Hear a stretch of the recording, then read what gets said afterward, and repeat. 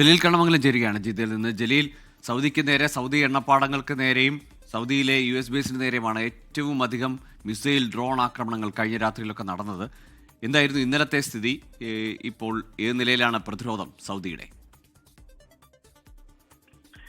ഗോകുൽ, യുദ്ധം ഓരോ ദിവസം പിന്നിടുമ്പോഴും സൗദി അറേബ്യയ്ക്ക് നേരെയുള്ള ആക്രമണ ശ്രമങ്ങൾ ശക്തമാവുകയാണ്.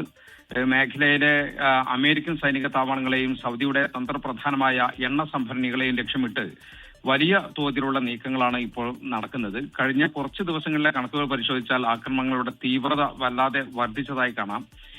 മിനിയാന്ന് രാത്രിയും ഇന്നലെ പകലുമൊക്കെ സൗദിക്ക് നേരെ ഉണ്ടായത് നിരവധി ആക്രമണങ്ങളാണ്. അതിനുശേഷം കഴിഞ്ഞ രാത്രി മുതൽ ഈ ഒരു നിമിഷം വരെയുള്ള കണക്കുകൾ മാത്രം എടുത്തു നോക്കിയാൽ 16 തവണയാണ് സൗദിക്ക് നേരെ ആക്രമണ ശ്രമം ഉണ്ടായത്. 15 ഡ്രോണുകളും ഒരു മിസൈലും ആക്രമണത്തിനായി ഉപയോഗിച്ചു. എല്ലാം സൗദി പ്രതിരോധ സേന തകർത്തു. കിഴക്കൻ മേഖലയിലും ഷൈബ എണ്ണപ്പാടമുള്ള റുബൽ ഖാലിയിലും മധ്യമേഖലയിലെ അൽഖർജിലുമാണ് കഴിഞ്ഞ രാത്രി പ്രധാനമായും ആക്രമണം ഉണ്ടായത്.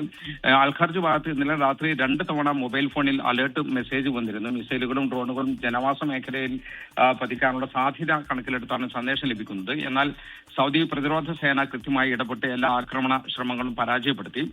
സൗദിക്ക് നേരെ ഏറ്റവും കൂടുതൽ ആക്രമണം ഉണ്ടായ ദിവസം ഇന്നലെയായിരുന്നു. ഇന്നലെ പകലും മിനിയാന്ന് രാത്രിയിലുമായി ഏകദേശം 78 തവണയാണ് സൗദിക്ക് നേരെ ആക്രമണ ശ്രമങ്ങൾ ഉണ്ടായത്. ഇതിൽ 76 ഡ്രോണുകളും 2 മിസൈലുകളും ഉൾപ്പെടുന്നു. എന്നാൽ സൗദി പ്രതിരോധ സേന ഇവയെല്ലാം ലക്ഷ്യസ്ഥാനത്ത് എത്തുന്നതിന് മുമ്പ് തന്നെ തകർത്തു എന്നത് വലിയ ആശ്വാസമാണ്. യുദ്ധം ആരംഭിച്ചത് മുതൽ ഇതുവരെ സൗദിക്ക് നേരെ ഉണ്ടായ ആകെ ആക്രമണങ്ങളുടെ എണ്ണം 314ആയി. ഇതുവരെ എവിടെയും വലിയ രീതിയിലുള്ള നാശനഷ്ടങ്ങളോ ആളപായമോ റിപ്പോർട്ട് ചെയ്തിട്ടില്ല. കിഴക്കൻ പ്രവിശ്യയിലെ ഷൈബ എണ്ണപ്പാടം, റിയാദിലെ ഡിപ്ലോമാറ്റിക് ക്വാർട്ടർ, പ്രിൻസ് സുൽത്താൻ എയർബേസ് തുടങ്ങിയവയെ ലക്ഷ്യമിട്ട് ആക്രമണങ്ങൾ ഉണ്ടാകുന്നുണ്ട്. രാജ്യത്തെ പ്രതിരോധ സംവിധാനങ്ങൾ ഈ ഭീഷണികളൊക്കെ കൃത്യമായി പ്രതിരോധിക്കുന്നുണ്ട് എങ്കിലും സ്വദേശികളും പ്രവാസികളൊക്കെ ഒരുപോലെ ആശങ്കയിലാണ്.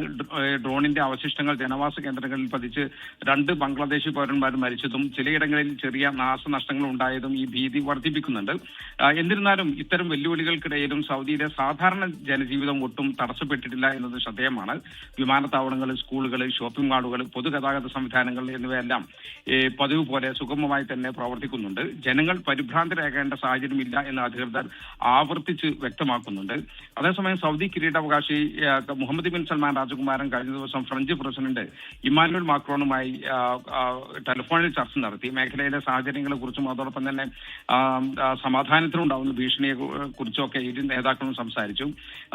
ഇതിനു പുറമെ സൗദി വിദേശകാര്യമന്ത്രി Faisal bin Farhan Korea, Canada, Britain തുടങ്ങിയ രാജ്യങ്ങളിലെ വിദേശകാര്യമന്ത്രിമാരുമായും മേഖലയിലെ സാഹചര്യം ചർച്ച ചെയ്തു. അതേസമയം യുദ്ധം മൂലമുള്ള ഈ പ്രതിസന്ധികൾ സൗദിയെ ബാധിച്ച് തുടങ്ങിയിട്ടുണ്ട്. പ്രത്യേകിച്ച് ഹോർമുസ് കടലിടുക്കിലെ പ്രശ്നങ്ങളും ഗൾഫ് രാജ്യങ്ങളിലെ തുറമുഖങ്ങളിലുണ്ടായ നിയന്ത്രണങ്ങളൊക്കെ ചരക്ക് നീക്കത്തെ കാര്യമായി ബാധിച്ചിട്ടുണ്ട്. UAE വഴി സൗദിയിലേക്ക് വന്നിരുന്ന ചരക്കുകൾ നിരച്ചതോടെ വരും ദിവസങ്ങളിൽ വിപണിയിൽ സാധനങ്ങളുടെ ലഭ്യതക്കുറവുണ്ടാകാൻ സാധ്യത ഉണ്ട് എന്നൊരു ആശങ്ക നിലനിൽക്കുന്നുണ്ട്. എന്നാൽ ഈ പ്രതിസന്ധി മറികടക്കാൻ കൃത്യമായ ബദൽ മാർഗങ്ങളുമായി സൗദി ഭരണകൂടം ഇതിനോടകം തന്നെ മുന്നോട്ട് വന്നിട്ടുണ്ട്.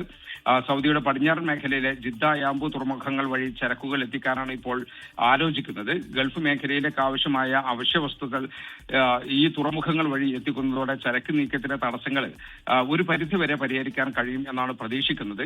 ഈ പ്രതിസന്ധി മൂലം വിദേശ ഉംറ തീർത്ഥാടകരുടെ വരവ് കുറഞ്ഞിട്ടുണ്ട് സൗദിയിലേക്ക്. സൗദിയിലുള്ളവർ പെരുന്നാൾ അവധിക്ക് നാട്ടിൽ പോകുന്നതും കുറഞ്ഞു. ഇതൊക്കെ സ്വാഭാവികമായിട്ടും കച്ചവടത്തെ ബാധിച്ചിട്ടുണ്ട്. ബിസിനസ് കുറയുന്നത് പ്രവാസി തൊഴിലാളികളെയും ബാധിക്കും. അതേസമയം പ്രധാനപ്പെട്ട മറ്റൊരു കാര്യം, ചില മലയാളി ഉംറ തീർത്ഥാടകർ സൗദിയിലെത്തി തിരിച്ചു പോകാൻ സാധിക്കാതെ പ്രയാസപ്പെടുന്നുണ്ട്. വ്യാജ ഉംറ സർവീസ് ഏജൻസികൾ വഴി സൗദിയിലെത്തി അത് കാരണമാണ് അവർക്ക് ഇവിടെ വിമാനം റദ്ദായത് മൂലം കൃത്യമായ താമസമോ ഭക്ഷണമോ കിട്ടാതെ പ്രയാസപ്പെടുന്നത്. ഗോകുൽ, പ്രൈത. ശരി, ജലീൽ കണ്ണമംഗലമാണ് വിശദമായ വിവരങ്ങൾ സൗദി അറേബ്യയിലെ ജിദ്ദയിൽ നിന്ന് നൽകിയത്. അപ്പോൾ സൗദി അറേബ്യയിലും ഒപ്പം തന്നെ മറ്റ് ഗൾഫ് രാജ്യങ്ങളിലേക്കുമുള്ള ഇറാന്റെ ആക്രമണ ശ്രമം തുടരുകയാണ്.